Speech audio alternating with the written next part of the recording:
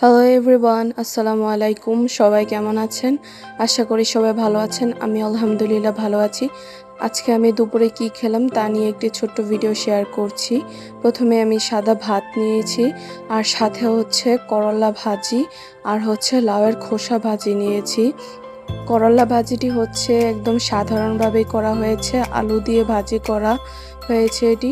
আর এখানে হচ্ছে বেশি করে পেঁয়াজ দিয়ে দেওয়া হয়েছে, যার কারণে হচ্ছে করলার যে তেতো ভাবটা সেই তেতো ভাবটা আর লাগে না। আপনারা বাসায় হচ্ছে বেশি করে পেঁয়াজ দিয়ে করলাকে ভাজি করে খেয়ে দেখবেন, অবশ্যই কিন্তু ট্রাই করে দেখবেন, দেখবেন ভীষণ মজা হয় এই করলা ভাজিটা।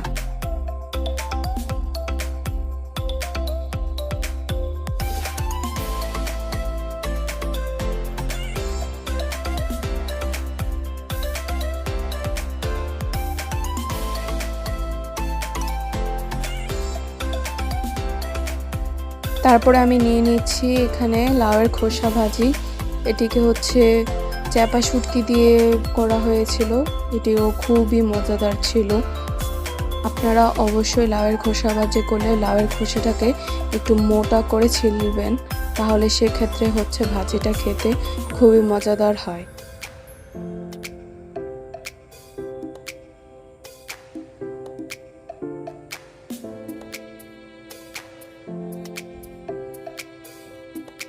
এখানে আমি নিয়ে নিয়েছি লাউয়ের তরকারি। লাউয়ের তরকারিটা হচ্ছে ছোট চিংড়ি দিয়ে করা হয়েছে। চিংড়ি মাছটা যখন মুখে পড়ছিল অসাধারণ লাগছিল এই লাউয়ের তরকারিটা। আপনারা বাসায় সবাই ট্রাই করে দেখবেন, লাউ দিয়ে ছোট চিংড়ি মাছ অসম্ভব রকমের মজা হয় এই লাউ চিংড়িটা, আপনারা না খেলে বুঝতেই পারবেন না। তারপর আমি নিয়ে নিয়েছিলাম মাছ ভুনা। এখানে এক পিস মাছ নিয়েছি, এই মাছটা ছিল হচ্ছে পাঙ্গাস মাছ। আর যে কোনো মাছেরই ছাল আমার ভীষণ পছন্দের, যেহেতু এটি পাঙ্গাস মাছ ছিল, তেল তেলে ভাব ছিল, ভীষণ মজাদার লাগছিল।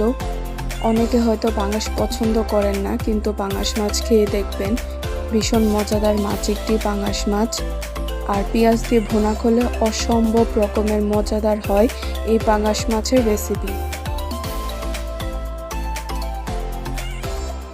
সাথে আমি নিয়ে নিয়েছি ডাল ভুনা। এই ডাল ভুনাটা হচ্ছে একদম বেশি পাতলাও না, আবার অনেক ঘন টাইপেরও না, মিডিয়ামের মধ্যে হচ্ছে এই ডাল ভুনা করা হয়েছিল। খুবই মজাদার ছিল এই ডাল ভুনাটা, আপনারা অবশ্যই বাসায় ট্রাই করে দেখবেন। মাছ ভুনার সাথে হচ্ছে এই ডাল ভুনা অসাধারণ টেস্ট লাগে। যেহেতু আমি ডায়েটে থাকি আর ডায়েট করি, তো সেজন্য আমার প্রতিদিন মাছ, মাংস, ডাল এগুলো খেতেই হয়। মানে যে কোনো একটা প্রোটিন আইটেম আমার খাদ্য তালিকায় অবশ্যই থাকে। যারা ডায়েট করে তাদের কিন্তু প্রোটিন খাওয়া মাস্ট বি জরুরি, কেননা প্রোটিন ছাড়া শরীর গঠন হবে না, তাই অবশ্যই প্রোটিন খাবেন। তারপর আমি আমার দুপুরের ওষুধ খেয়ে নিচ্ছি। আর দুপুরের খাবারের 10 মিনিট পর হচ্ছে আমার লেবুর রস আর হচ্ছে কুসুম গরম পানি দিয়ে এই ড্রিঙ্কসটা খেতে হয়। এটা আমাকে ডায়েটিশিয়ান দিয়েছে। এটা খেলে হচ্ছে আমি দুপুরে যে খাবার খেয়েছি তার থেকে এক্সট্রা যে চর্বিটা সেটা হচ্ছে এই লেবুর রসটা কাটিয়ে ফেলে বা গলিয়ে যায়। আমি লেবুটাকে হচ্ছে ভালো করে চিপে নিচ্ছি, যেন ভালো মতো রসটা বের হয়ে যায়। আবার বেশি জোরেও চিপা যাবে না, তাহলে হচ্ছে লেবুটা তেতো লাগতে পারে।